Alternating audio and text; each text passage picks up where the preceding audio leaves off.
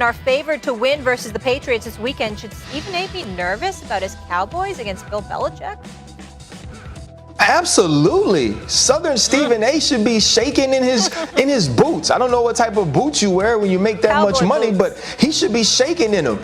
Stephen A. already knows. He's already prepping. That's the reason he brought the playmaker on for Monday, because he's waiting for the playoffs when the Dallas Cowboys are still making plays, and the playmaker's going to be sweating every single Monday. And Stephen A. is going to have that little cigar, and he's not going to be able to light it. He's not going to be able to have that Southern drawl, because I feel like this year that anything can happen will not happen to the Dallas Cowboys. The Dallas Cowboys are a team that is primed and ready to be in the divisional playoffs, in the divisional playoff rounds, the NFC championship rounds, and maybe even the Super Bowl. So Stephen A., I don't know what you're going to do, but get your hat ready, get your stogie ready, get your boots ready, because it's going to be a long, long year for Southern Stephen A.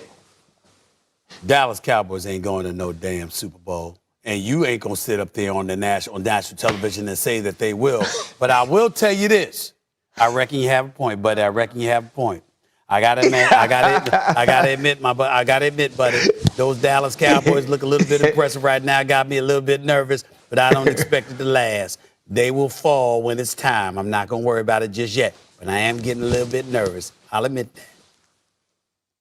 All right. The Cowboys have not beat the Patriots since 1990. No, they'll win this weekend.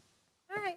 Just throwing out that stat. I thought it was a good stat. Yeah. RC, this is for you, though. The Raiders have had a long week since Jon Gruden resigned for his leaked emails. Rich Bisaccia takes over as head coach, and the Raiders get set to take on the Broncos on Sunday. Ryan, you've been in locker rooms, right? You've won Super Bowls. You understand the situation. What would you say to the Raiders players? I think it doesn't matter who takes over as head coach. It doesn't matter what the outside noise is. This is a moment that you get to unite everyone in that locker room. The locker room is a special place. I don't know, if you've ever been in a football locker room, there is no coaches in there. There is no trainers. There is no equipment managers that have lockers. It's only players. And usually what happens in whether it's America or society or with a team is that we can't all be united on everything. Right? There's always this division or this chasm between the people that are offended, those who can be empathetic, those who can side with them, those who can feel what they feel. Well, in this, everybody was insulted. It doesn't matter who you are in that building. There was something in those emails. There was something about the visceral of those words that touched you. And so now if I'm an African-American player in that locker room, if I'm a leader in that locker room, I can throw my arms around Carl Nassib and say, man, I understand what you're going through.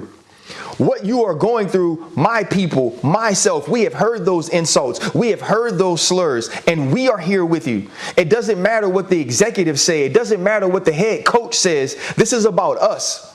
It's about us, our efforts, our energies, our works that we put into winning football games, that we put into dispelling that we can be broken down by anybody's hate, by anybody's evil, by anyone's words.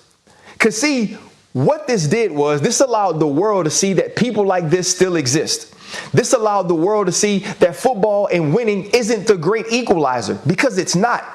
It's one thing to work with people. It's another thing to have people work for you. Jon Gruden, his entire life, had people work for him. These dudes on this team, they work with each other. They work together. They are family. They are brothers. This is an opportunity to show that you, as a family, as a brotherhood, know how to unite when it's important.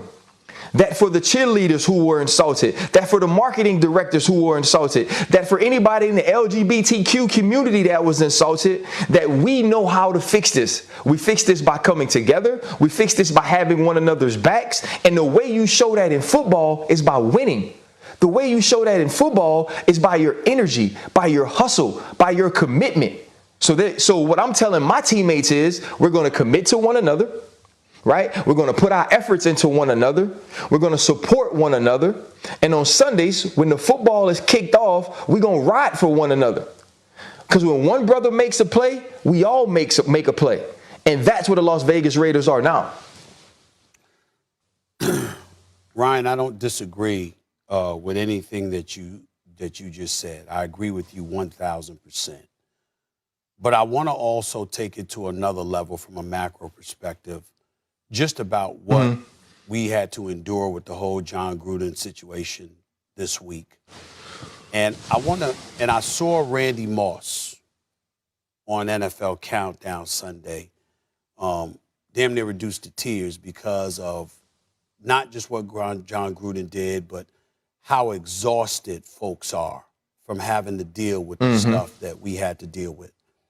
And I come from a different cloth in this respect, Ryan.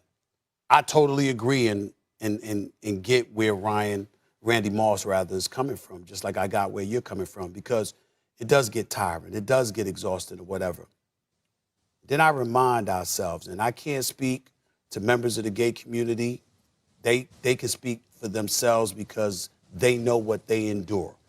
But I can speak as a black man. What we've endured, what we've been through, what our ancestors have been through, and what we had to endure in order to get to this point. And there's a level of intestinal resolve that we have to have, because you have to understand that at the end of the day, ultimately, we're covering the world of sports. And what is one competitor after another trying to do to their adversary? They're trying to break them. They're trying to break them up here. They're trying to break them here. That's what they're trying to do. And you usually win when you don't let that happen. And so my message to everybody would be, I know the world is jacked up sometimes because we got some jacked up people in the world whose hearts simply are not in the right place. And that's incredibly unfortunate. But how we overcome them is not just because we come together. It's not just because we call out the wrong that people do.